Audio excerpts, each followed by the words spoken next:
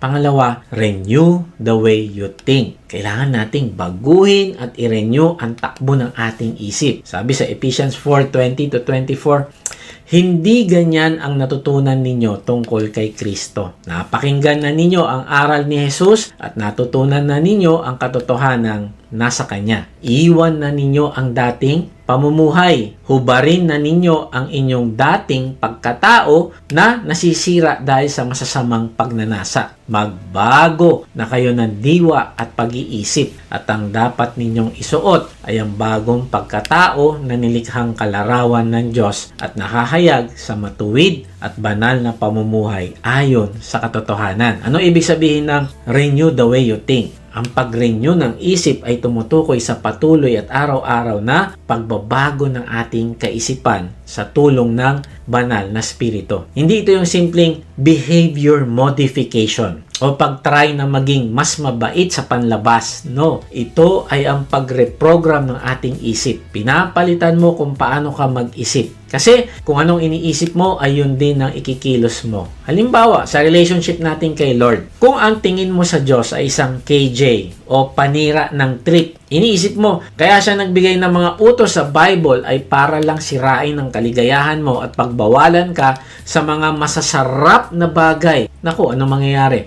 You won't obey Him joyfully. Susunod ka siguro dahil takot ka maparusahan o mapunta sa hell. Pero deep inside, nagre-rebelde ka. Yan, yung behavior modification. Pipigilan mo lang magkasala kapag may makakakita na kapatiran o makakalusot ka. O kapag may nakakakita at hindi ka makakalusot. Pero kapag nireprogram mo ang isip mo at na-realize mo na ang Diyos ay isang mapagmahal na Ama na nag-iingat sa'yo mula sa kapahamakan, nako, kusa kang susunod. Tinitignan mo na ang utos niya ay hindi pabigat, kundi protection sa'yo.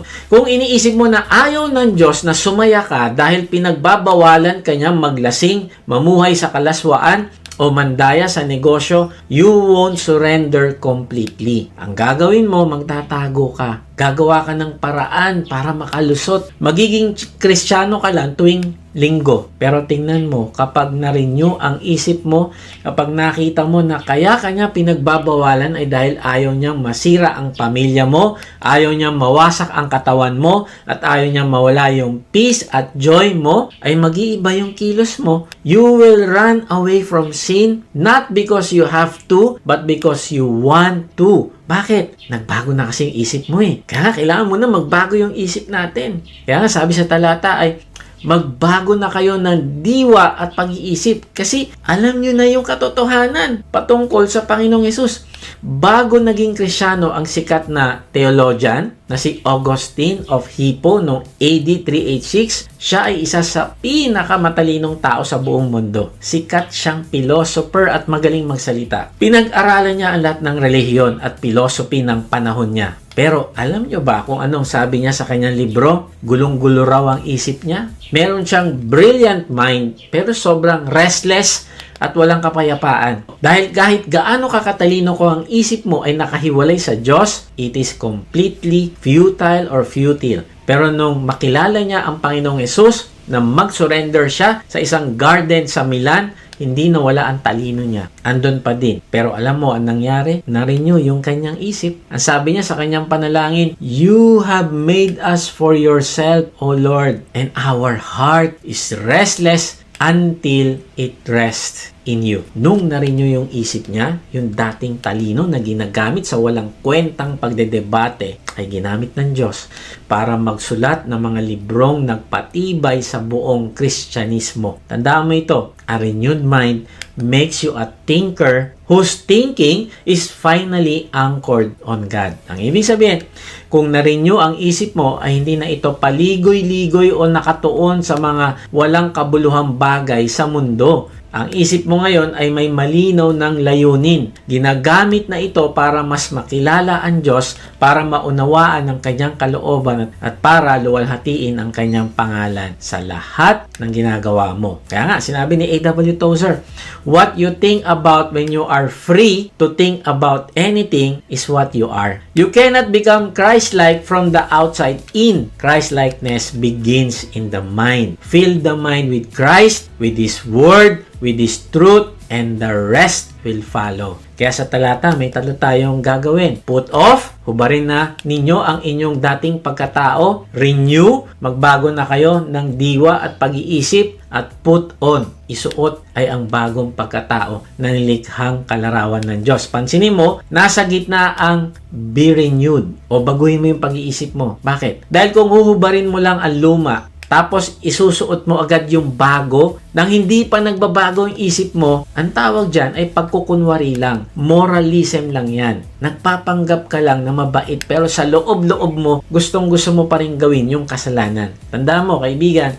behavior modification always fails kapag walang mind renewal. Susubukan mong magpigil magalit, magpipigil kang magbisyo. Pero dahil hindi nagbago yung isip mo, bibigay at bibigay ka pa rin. May isang sikat na neuroscientist na nagngangalang Dr. Michael Merzenich at pinag-aralan niya ang konsepto ng neuroplasticity. Dati, akala ng mga doktor, kapag matanda ka na, fixed na yung utak mo. Kung chismoso ka pa rin for life. Kung mainitin ang ulo mo, ganyan na talaga ugali mo. Matanda na ako, hindi na ako magbabago. Madalas nating marinig yan, di ba? Pero pinatunayan ng science ni Dr. Merzenich na ang adult brain ay pwedeng ma-rewire. Kapag ang isang tao ay nag-focus at nag-practice ng mga bagong habits, gumagawa ng bagong neural pathways ang utak natin. Di ba? Pag sa bundok, akyat ka ng bundok, pag walang umaakyat doon dati pa, wala ka talaga makikitang track o wala kang makikitang trace ng mga pinagdaanan. Pero kapag yun ay naging tourist spot, alam mo yung dinadaanan ng mga tao, makikita mo meron ng trail. Ganun yung utak natin. Kapag nagsimula kang gumawa ng bagong habits, yung dating trail dyan, ng mga lumang habits, mawawala yun. Kasi gumawa ka ng bagong daanan. At habang dumadaan ka doon, finifeed mo yung sarili mo ng salita ng Diyos, nagbabasa ka ng Bible araw-araw, yung neural path mo lumalaki at lalong nagiging malakas. Unti-unting namamatay yung lumang pathway ng kasalanan at lumalakas yung bagong pathway. Mga kapatid, ang science ay nagpapatunay na totoo yung Biblia. Ang utak natin ay literal na disenyo ng Diyos para ma-renew. Kapag binabasa natin ang salita ng Diyos, kapag nagpipray tayo at kapag sumusunod tayo kay Lord, literal na nire-rewire ng Holy Spirit ang utak natin. Kaya napakaganda ng sinabi ni John Stott, "We are what we think. Our character is shaped by our thoughts." This is why Paul insists that transformation begins with the mind. Truth is the instrument of transformation. When the mind is saturated with the truth of who God is, transformation is not forced. It is natural. Ang pinakamalakas na biblical example natin dito ay walang iba kundi si Apostle Paul mismo na dating kilala bilang Saul. Isipin mo, si Saul, Pharisee of Pharisees. Grabe ang talino. Grabe yung religious training. Pero yung utak niya nakaprogram para patayin at usigin ang mga tagasunod ni Jesus. Sincere siya, pero madilim yung pangunawa niya. Pwedeng maging religious ang isang tao, pero kailangan pa rin ng mind renewal. Pero nung nakasalubong niya si Jesus sa Damascus Road, nabulag siya ng 3 araw. At doon, nirewire ng Panginoon yung isip niya. Hindi pinalitan ni Lord ang utak niya ng bagong brain cells. Binago niya lang yung direction nito. Yung isip na dating umuusig ay naging isip na nagsulat ng kalahati ng New Testament. That is the power of a renewed mind, kaibigan. Kaya sabi ni C.S. Lewis, God is not in the business of making you a nicer version of the person you used to be. He is in the business of making you into something entirely different. A man with a renewed mind does not merely behave differently. He thinks differently, perceives differently, loves differently. He has been given new eyes. Ang ibig sabihin, kung ikaw ay may renewed mind, ay nakikita mo na ang asawa mo na may pagmamahal. Kahit masungit siya sa'yo, nakikita mo na ang trabaho mo hindi bilang pabigat, na mas na-appreciate mo na ito at tinuturing mo ang pagbigay ng best mo sa trabaho ay worship sa Diyos kahit nahihirapan ka sa trabaho mo.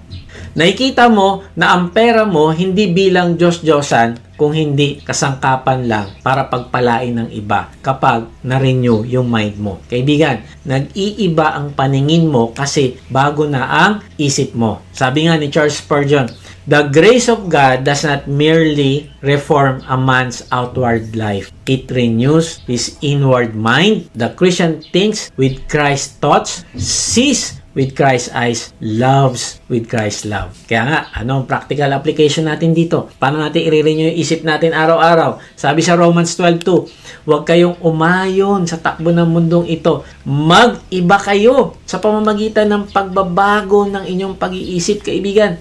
Talikdan mo ang pag-ayon sa gawin ng mundo. Paano? Babaguhin mo ang kung anong pinapasok mo sa iyong isip. Kung ang pinapasok mo sa isip mo araw-araw ay 8 oras na Netflix, TikTok, chismis at toxic news, tapos 5 minuto lang ang prayer at Bible reading mo, huwag kang magtaka kung bakit ang daling bumalik ng lumang ugali. Minsan tatanungin nyo, bakit ba ganito? Eto na naman, na-trap na naman ako, balik na naman ako sa cycle. Magre-repent, magpipray, hihingi ng tawad, and then papahinga ng konti, mga ilang araw, tapos babalik na naman ako sa dati, tapos magsisisi na naman ako, hihingi na naman ako ng tawad kay Lord. Pabalik-balik. Kaibigan, ang tanong natin, nare-renew ba yung mind mo? Binabasa mo ba yung salita ng Diyos? Binibigyan mo ba ito ng time? Binabantayan mo ba kung ano yung pinapapasok mo sa isip mo? Pagka tayo'y pabalik-balik sa kasalanan, ang pinapakain natin ay ang luma nating pagkatao. Daan tayo ng daan sa Kanya lagi. Kaya lalo siya lumalawak. Pero kung iibahin mo yung pathway, nako, magbabago ka, kaibigan. Kaya nga this week, ang hamon sa atin ay bantayan natin yung ipapasok natin sa ating isip. Saturate your mind with the truth of God's Word. Magbasa ka ng Biblia, hindi para may ma-check ka lang sa to-do list mo o dun sa Go Mission app natin, kundi para makilala mo ng mas malalim ang Panginoong Hesus.